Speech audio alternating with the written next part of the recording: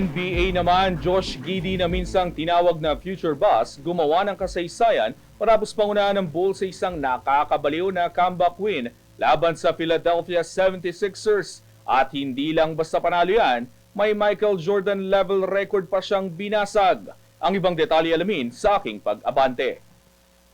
Akala na marami palpak ang Chicago Bulls nang ipagpalit si Alex Caruso kay Josh Giddey bago magsimula ang season. Pero ngayon, iba ang kinalabasan.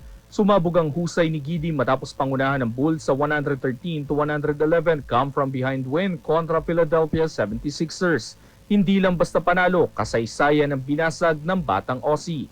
Ayon sa clutch points, si Giddey ang unang Bulls player mula pa kay Michael Jordan noong 1988-89 season na nakapagtala ng dalawang sunod na triple-double. Noon, 7 sunod na beses ito ginawa ni MJ kaya't astig ang pinasok na eksena ng 20 years old forward. Umalagwa si Giddey ng 29 points, 15 rebounds at 12 assists habang pinungunahan ng 24-point rally mula sa 65-41 na deficit sa second quarter.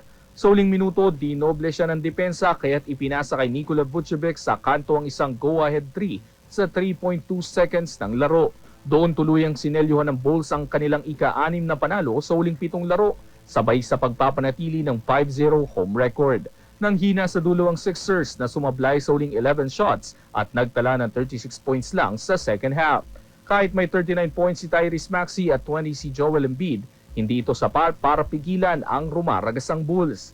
May 18 points si Kelly Oubre Jr. habang nag-double-double din si VJ Edgecombe na may 12 points at 11 rebounds. Sa dulo, Bulls pa rin ang nagdiwang. Mula sa pagiging future boss, si Giddey ngayon ang puso ng bagong era Bulls, may composure, killer instinct at kasaysayan sa likod ng kanyang pangalan.